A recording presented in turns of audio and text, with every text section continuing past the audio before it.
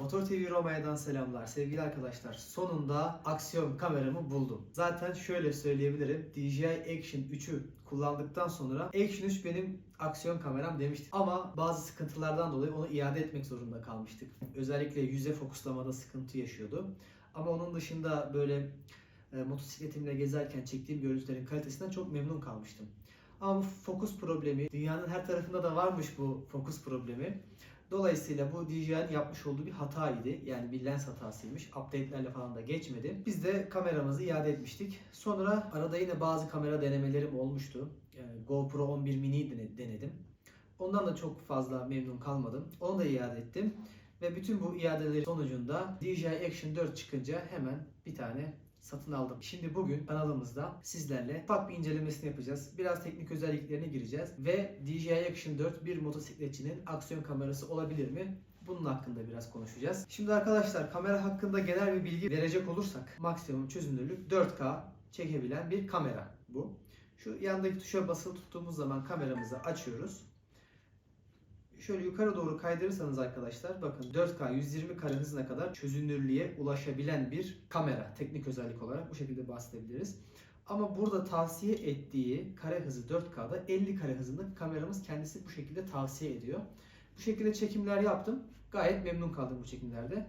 Siz de çekimleri tabii ki yaparak deneyebilirsiniz ve bakarsınız hangisine memnunsunuz. Bakın 60'a aldığım zaman önerilen kare hızının 50 olduğunu gösteriyor. Teknik özellik olarak baktığımız zaman hani 4K bana fazla gelir, fazla yer kaplar, editlemede zorluk yaşarım diyenler olursa da 2.7K veya 1080p'de çekimler yapabilirsiniz. Şimdi arkadaşlar kameramızın kutu içeriğinden de bahsedelim. Ben standart paketini aldım. Bu sefer Adventure Combo paketini satın almadım. Ne çıktı içinden? Şöyle bir koruma kılıfı var ve bu koruma kılıfının aynı zamanda özelliği siz bunu buraya yerleştirdiğiniz zaman kamerayı buraya kolayca yerleştirebiliyorsunuz. Koruma kılıfına. Siz bunu yerleştirdiğiniz zaman şuradaki magnet sayesinde çok kolay bir şekilde yatay pozisyondan dikey pozisyona geçiş sağlayabiliyorsunuz. Benim zaten en çok sevdiğim özelliği şuydu arkadaşlar. Bakın şimdi bu şu anda çıt diye oturdu. Dikey pozisyonda çekim yaparken herhangi bir şekilde buradan kameranın kaskınızdan veya böyle çıkartmaya uğraşmıyorsunuz. Direkt yanlarına basıyorsunuz ve yatay pozisyona almış oluyorsunuz. En sevdiğim özelliği buydu. Kullanım pratikliği kamerada çok güzel. Çok güzel tasarlanmış. Şöyle kavisli bir aparat çıkıyor. Vidası çıkıyor. Şimdi bu kavisliği henüz kullanmaya ben de başlamadım. Bunu muhtemelen açık kaskımda kullanacağım. Yazları bunu kullanmayı düşünüyorum. Direkt zaten kavisli olduğu için cuk diye buraya oturuyor. Onun dışında ben nasıl bunu kullanıyorum? Benim şöyle bir aparatım vardı daha önceki aksiyon kameralarımda da aldığım. Şimdi bunu size en can alıcı noktası, en sevdiğim noktasını göstereceğim. Şimdi bunu sevgili arkadaşlar bunu bir kere kaskınıza bağlıyorsunuz. Şu aparatı da şeyden bakarak kameranızdan, telefonunuzdan ön izlemesini yaparak şimdi bunun açısını kamera üzerindeyken bir kere ayarlıyorsunuz. Sıktınız. Artık bununla işiniz bitti arkadaşlar. Bununla bir daha oynamıyorsunuz. O açınız bir daha hiçbir zaman kaymamış oluyor. Neden kaymamış oluyor? Çünkü şu magnetli sistem sayesinde kamerayı alıyorsun, buraya oturtturuyorsun. Bak, çıt sesini duyana kadar. Şu an tabii magnet çekti ama çıt etmedi. Çıt etti.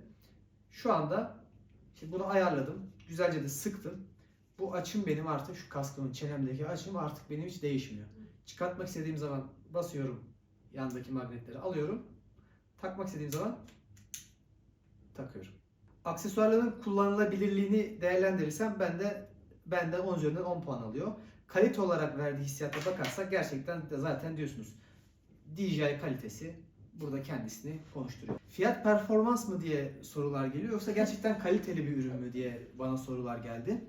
Bu konuda şöyle söyleyebilirim. Yani fiyat performans tam olarak diyemiyorum çünkü fiyat performansı göre bir tık yukarıda bence fiyatlandırması bu kameranın. Ama performans gerçekten çok güzel. Kalite mi? Kalite. 10 numara mı? 10 numara kamera diyebilirim. Şimdi arkadaşlar biraz da menüye bakalım.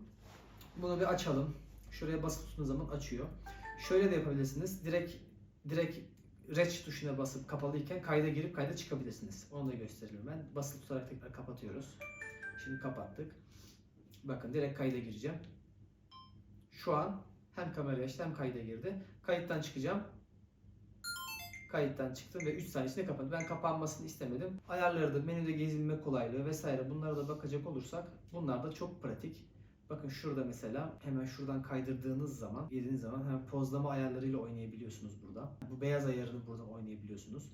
Açınızla buradan oynayabiliyorsunuz. Geniş açı, ultra geniş açı. Yani gerçekten aslında burayı pratik yapmışlar. Ve mikrofon taktığınız zaman da şuradaki mikrofon kısmına gelip buradan işte desibel şiddetini eksilere falan çekebiliyorsunuz. Bunu da her türlü mikrofon taktığınız zaman mikrofonunuz ayarlarını da yapabiliyorsunuz. Normal bir Type-C mikrofon taktım ben. Kablosuz mikrofon çalıştı. Hiçbir sıkıntı yok. Type-C mikrofonlarda rahatlıkla çalışıyor. Burada tabii şu an mikrofon yok ama burada da gürültü, rüzgar gürültüsü kapalı, standart kapalı, bu şekilde değiştirebiliyorsunuz. Kanalı stereo veya mono olarak alabiliyorsunuz. Onun dışında ön izlemelerinize tabii ki gelebiliyorsunuz. Şurada solda zaten SD kartınızın takılı olduğunu gösteriyor. 2 saatlik çekim yapabileceğini gösteriyor. Zoom'unuzu kontrol edebileceğiniz bir yer var burada. Zoom'unuzu da kontrol edebiliyorsunuz. Tabii bunlarla bizim çok fazla işimiz olmuyor. Biz kaskımıza monte ediyoruz. Ayarlarımızı yapıyoruz. Basıyoruz. Kayda giriyoruz. Devam ediyoruz arkadaşlar. Batarya ömrü de güzel. Şimdiye kadar ısınıp kapanma vesaire o şekilde bir şey olmadı 4K 50 çekimlerimi yaparken. Tabii yazın nasıl olur performansı bilmiyorum ama ben zannetmiyorum yazın da böyle bize zorluklar yaşatacağını zannetmiyorum arkadaşlar. Arkadaşlar bazı fotoğraflar da çektim kamerayla. Fotoğraf çekimleri de gayet başarılı. Onlardan da örnek fotoğraflar size paylaşacağım. Hatta gece çekimleri yaptım. Gece gayet kaliteli, güzel fotoğraflar çektiğini düşünüyorum. Ve arkadaşlar uygulamayla ilgili bahsedeyim. Şimdi ben GoPro'da kullandığım için hani GoPro ile direktman kıyaslama yapacağım. Çünkü GoPro biliyorsunuz kalite yani. Bu DJI de kalite. Başa baş gidiyorlar bence bunlar kalite olarak. Uygulamasını kullanırken hangisini kullanmak daha kolay diye bana soracak olursa ben DJI uygulamasının daha kolay, daha aktif, daha pratik olduğunu söyleyebilirim. Özellikle çektiğim çekimleri telefonuma aktarmada daha kolay. Bu da aklınızda bulunsun.